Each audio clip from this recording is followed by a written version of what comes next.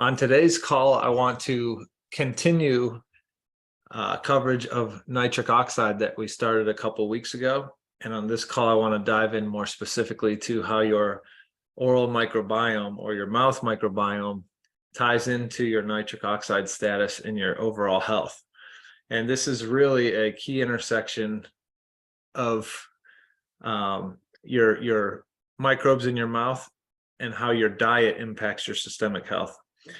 Most of us, if you've been reading health blogs for a while, have read about the gut and how important the gut is and how the gut gets credit for everything, right? It all starts in the gut is the quote.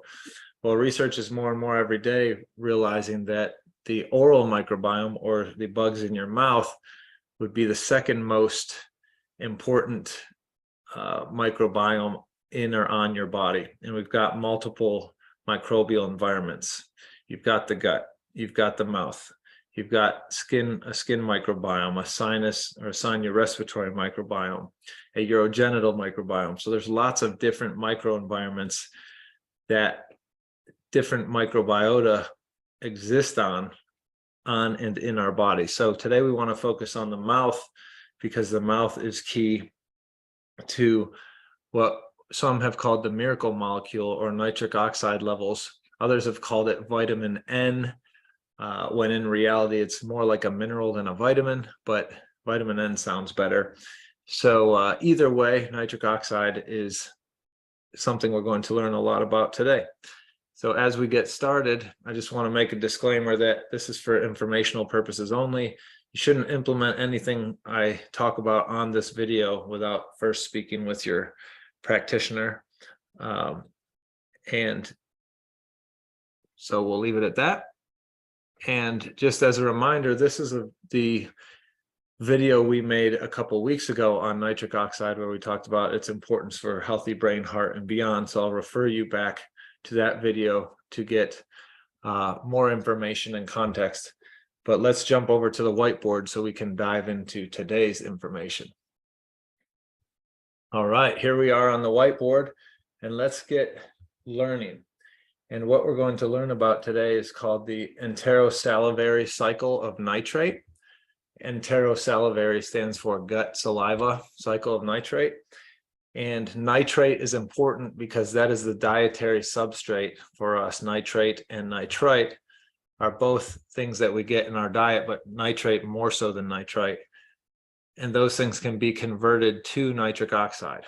So just for the those who are interested in biochemistry, NO3, or excuse me, I messed up there. NO3 is nitrate, NO2 is nitrite, and NO is nitric oxide. And in our body, if we get nitrate from the diet, we can convert it to nitrite, which can then be converted to nitric oxide. And nitric oxide is the quote unquote miracle molecule, having all kinds of benefits for heart and brain and immune system and reproductive organs and gut and so on. So how do we get it from the diet? Well, step one is we need to eat it. So we have to have green leafy veggies. Okay, so that could be a spinach leaf, or maybe we've got some cartoon style broccoli. All right, and we're going to consume that. So green leafies from our diet, and actually one other thing you can get it from are beets. And beets are actually the best source. They're the highest dose. So green leafies and beets from the diet provide us with nitrate, and we're going to see that. Yummy. And we're going to take that in. We're going to eat it. We're excited about that. He looks a little scared, but he's excited to eat it. Maybe that's your son saying, I don't want to eat my veggies. Okay. But we take in the nitrates, and in our mouth, we've got our tongue, right? And on the tongue, are different nitrate reducing bacteria that live in the crypts of our tongue. And so last week we talked about a couple things. We talked about there's two pathways for producing nitric oxide. There's two paths. The first path is intrinsic in us. Humans can produce nitric oxide through enzymes called nitric oxide synthase. And this uses L-arginine, and it converts L-arginine. Oops, sorry, I pushed the wrong button with my finger there. Nitric oxide synthases convert L-arginine to nitric oxide. And that's good until around age 40. But at age 40, we start to lose the efficiency of our nitric oxide synthase enzymes. And so if we don't have the second pathway, we're in trouble. So the second pathway is the one we're talking about today, called the enterosalivary pathway. And that's what we're going to draw out right now. And this also produces nitric oxide. And a key portion of that is the nitrate, or are the nitrate reducing bacteria on the tongue. Why are they important? Well, because humans cannot use nitrate. We don't have enzymes to be able to reduce nitrate to nitrite. So this is another example of where our symbiotic relationship, our coevolution with bacteria, has led to a win-win. We feed them and they provide us the miracle molecule to keep us alive. And so we need to have a healthy mouth with the healthy oral bacteria, the nitrate reducing bacteria on our tongues, to help us get there. So we eat nitrates and those bacteria will reduce it for us. That's one way that we get it. Also, once we swallow our food, it goes down into our stomach. So down through our esophagus into our stomach. And in our stomach, with an acidic pH, the nitrate and the nitrite can be reduced to nitric oxide. All right, so you must have an acidic pH, and that pH ideally is 3 or less to get optimal nitric oxide production. Now, this is important because many people are on proton pump inhibiting medications or antacid medications like Prilosec and Nexium and Prevacid and things like that. Well, those reduce your acid, and by reducing the acid in your stomach, they actually increase your stomach pH. And nitrite, NO2, cannot be reduced to nitric oxide unless you have a pH of 3 or less. So proton pump inhibiting drugs we talked about in the last video are one major catalyst for destroying our nitric oxide production, and they in turn destroy our hearts and our brains and our immune systems, to the point that research shows that people who are on proton pump inhibiting medications for 3 to 5 years have a 35% increased risk of heart attack. And it's because of how they inhibit our nitric oxide production. So we must have a healthy stomach acid to convert the nitrite to the nitric oxide, which then can be absorbed through the intestines and travel wherever we need it in the body. Right? And the next place from the stomach, like I said, is the intestines. And so in the intestines, nitrate and nitrite are absorbed, and they can be shuttled through the blood to other parts in the body to then be reduced to nitric oxide in other ways. So they travel through the blood, and we've got arterial systems and capillary systems and venous systems here. And so it looks kind of crazy, but that's the blood supply. And then from the blood supply, they can go to the kidney and then ultimately make their way back to the mouth. And the nitric oxide, or excuse me, the nitrate and nitrite are going to be stored in the salivary glands. So we'll call that the salivary glands. That's where we store a lot of it. 25% of the circulating nitrite from our diet ends up stored in the salivary glands. And so that is a storage form, and when we need more nitrite or nitric oxide, we can reduce it. So you dump the nitrate into the mouth, the bacteria turn it into nitrite, and you swallow that, you swallow your saliva, and the nitrite goes down into the stomach, and in a healthy low stomach pH will be converted to nitric oxide, which is absorbed into the gut and the blood vessels and travels wherever we need it. Travels to give us a healthy heart, a healthy brain, a healthy immune system. What does it do? Well, from a cardiovascular standpoint, so from a heart health standpoint, nitric oxide gives you healthy blood pressure. All right. And hypertension is often the first sign of cardiovascular disease clinically. And hypertension is the hairbringer of future cardiovascular disease and stroke risk. Well, research shows that if you can decrease systolic blood pressure by 5 millimeters of mercury, that leads to a 35% reduction in stroke risk and a 21% reduction in heart attack risk, or myocardial infarction, which is fancy for heart attack.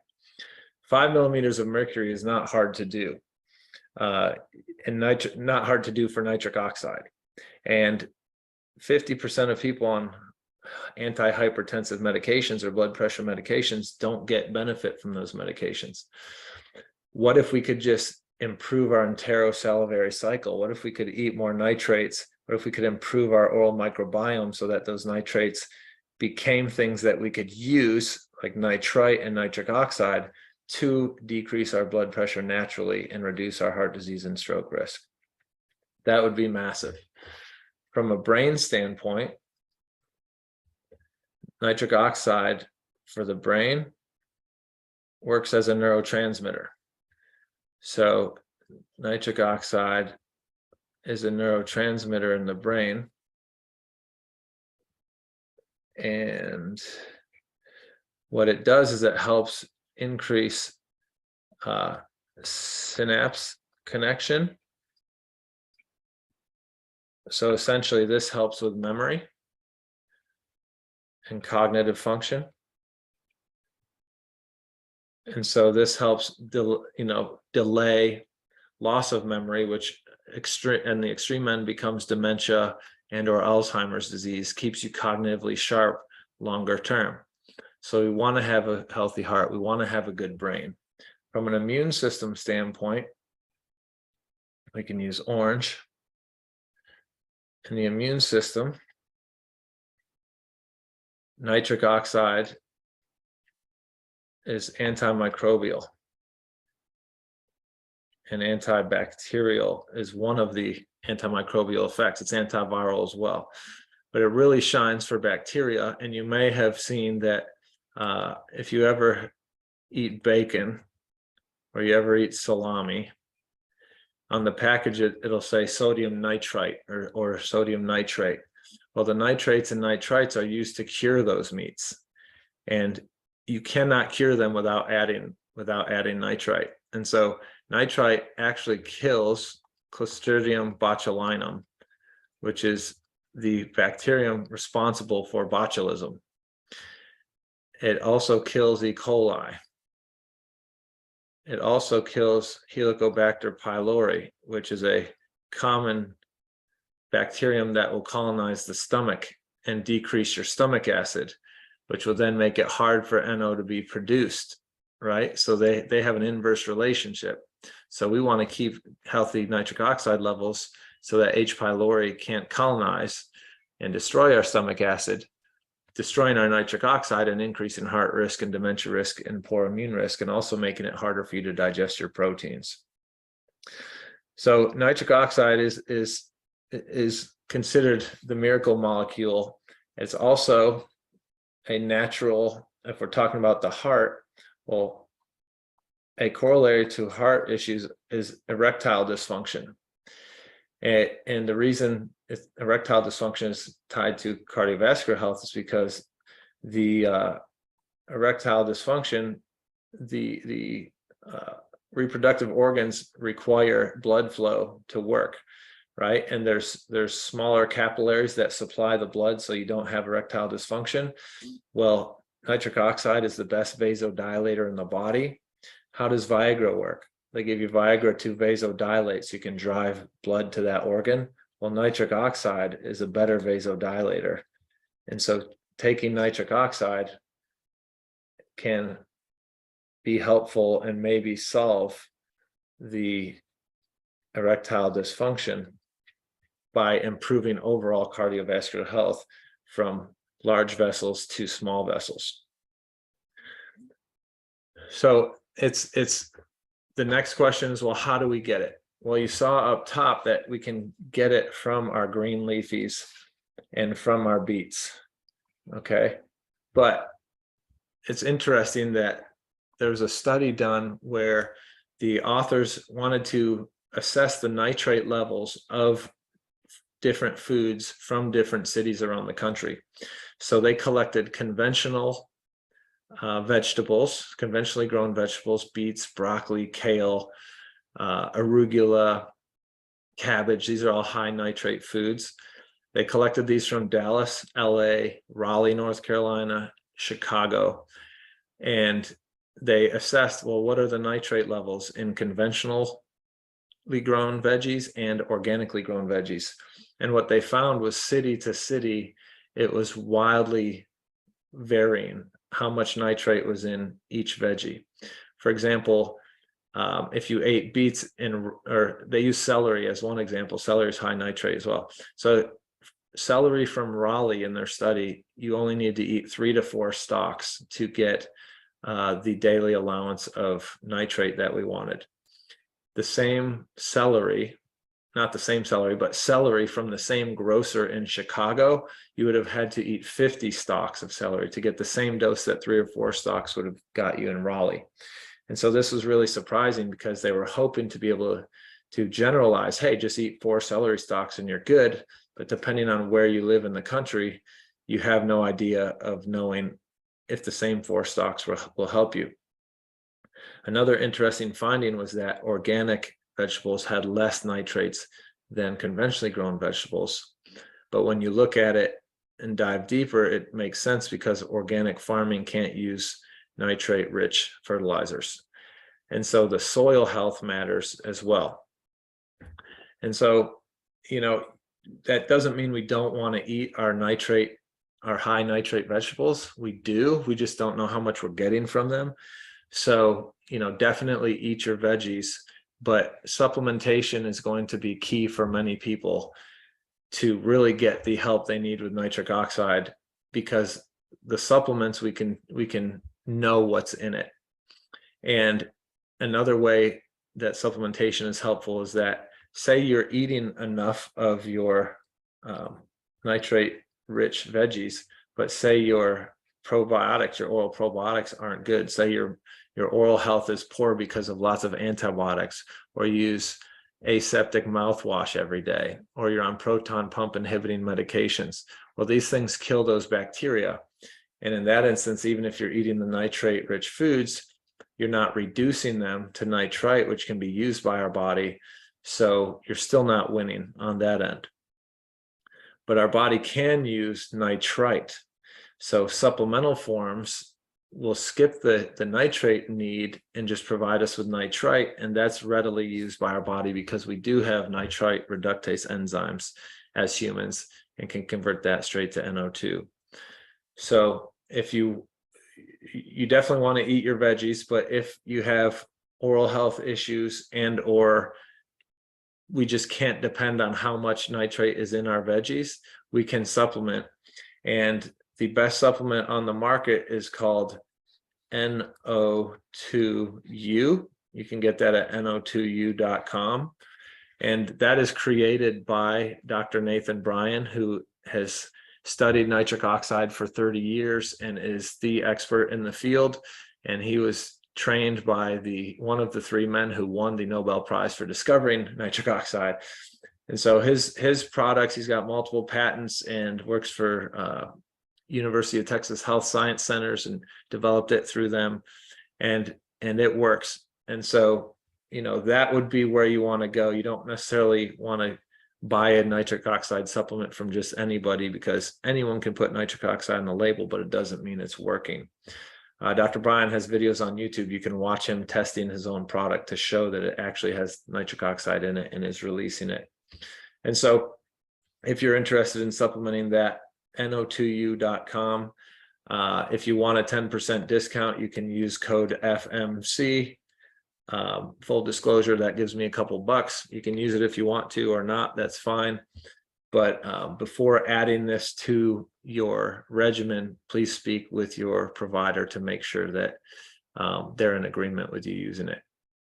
But this is hopefully interesting to you and helping you understand why nitric oxide is important. And I really believe why the oral microbiome is important, and why more research is coming out daily, weekly, showing the importance of nitric oxide as the key molecule in promoting cardiovascular health, brain health, immune health. And statistically, if we can reduce blood pressure levels to normal, we can prevent a lot of heart disease and stroke deaths. One statistic Dr. Brian said was that we could prevent up to 6 million deaths per year, cardiovascular deaths per year, just by optimizing nitric oxide levels. And that is humongous, because cardiovascular disease is the #1 killer worldwide. So if you're struggling with any of these issues, there are things you can do to test your nitric oxide levels. There are test strips you can purchase to test your saliva, since saliva is the storehouse for nitrite and nitrate. You can test nitrite levels on salivary strips, and if they're low, that is representative of your systemic level. So you want to increase your nitrite and nitric oxide that way. There are blood tests you can look at. One blood test is called ADMA. If this is high, then your nitric oxide is low. So we want to not have high ADMA. You can check plasma nitrite directly to see what those levels are. And then there's an oral microbiome test you can do to look at your mouth bacteria and ensure that you have a healthy mouth microbiome and not overgrowth of pathogens that would be outcompeting the nitric oxide producers. So it's really cool, because every day science is learning more, and that science is being translated into the clinic, where we can use it practically to help people get healthier. So thank you for your attention, and let's open it up for questions. Dr. John, I looked at that website. There are 2 options for supplements. Yep. So the one difference between yes. Yeah. So the one is the NO Beats, and the other one is the NO2U. The NO Beats one is more of like a pre-workout, shorter term piece for like dealing with health and longer term effect. You want the NO2, the lozenges.